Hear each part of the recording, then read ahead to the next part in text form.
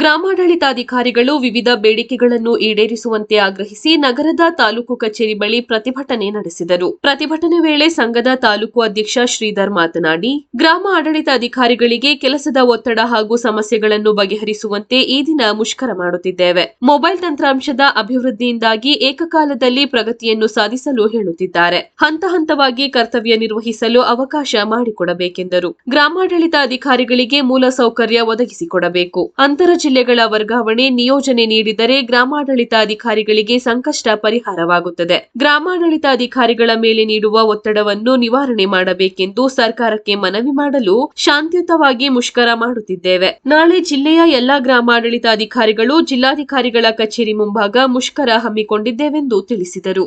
Mobile ಆಪ್ಗಳನ್ನ ಹಂತ ಹಂತವಾಗಿ ಕೆಲಸವನ್ನ ನಿರ್ವಹಿಸಲಿಕ್ಕೆ ಕಾಲಾವಕಾಶವನ್ನ ಕೊಡಬೇಕು. ಜೊತೆಗೆ ನಮ್ಮ ಮೂಲ ಸೌಲಭ್ಯಗಳನ್ನ ನಮಗೆ ಒದಗಿಸಬೇಕು. ಮುಖ್ಯವಾಗಿ ಕಚೇರಿ ನಮಗೊಂದು ಟೇಬಲ್, ಚೇರು ಈ ತರದ ವ್ಯವಸ್ಥೆಯನ್ನ ಕೊಡಬೇಕು.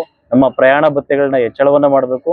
ಅಂತರ್ ಜಿಲ್ಲಾ ವರ್ಗಾವಣೆಯನ್ನ ಕೊಡಬೇಕು. ಪತಿ ಪತ್ನಿ ವರ್ಗಾವಣೆಯನ್ನ ಕೂಡ ನಾವು ಕೊಡಬೇಕು ಅಂತೇಳಿ ಡಿಮ್ಯಾಂಡ್ ಅನ್ನ ಮಾಡ್ತಾ ಇದ್ದೀವಿ. ಜೊತೆಗೆ ಅಟ್ಲೀಸ್ಟ್ ನಿಯೋಜನೆಯನ್ನಾದ್ರೂ ಕೂಡ ಸರ್ಕಾರ ನಮಗೆ ಕೊಟ್ರೆ ಎಷ್ಟೋ ಗ್ರಾಮಾಡಳಿತಾಧಿಕಾರಿಗಳ ಒಂದು ಸಂಕಷ್ಟ ಕೂಡ ಬಗೆಹರಿಯುತ್ತೆ ಅಂತ ಹೇಳ್ತೀವಿ.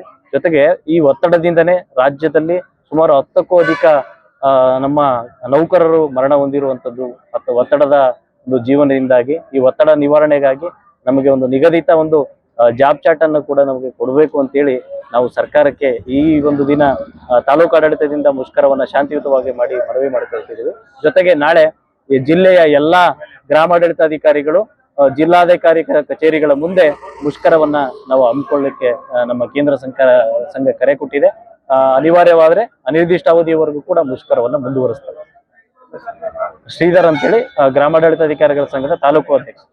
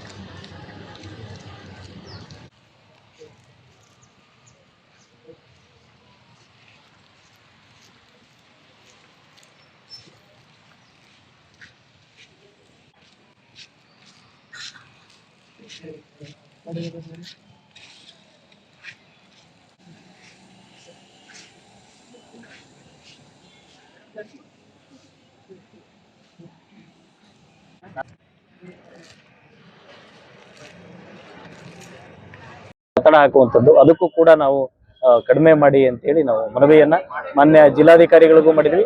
ಏಕಕಾಲಕ್ಕೆ ರಾಜ್ಯದ ಎಲ್ಲಾ ತಾಲೂಕುಗಳಲ್ಲೂ ಕೂಡ ಈ ದಿನ ಮುಷ್ಕರ ನಡೀತಾ ಇದೆ. ಎಲ್ಲಾ ತಾಲೂಕು ಆಡಳಿತಕ್ಕೆ ಮತ್ತು ಜಿಲ್ಲಾಡಳಿತಕ್ಕೆ ಮನವಿಯನ್ನ ಅಧ್ಯಕ್ಷರುಗಳ ಮೂಲಕ ಕೊಟ್ಟಿದ್ದೇವೆ.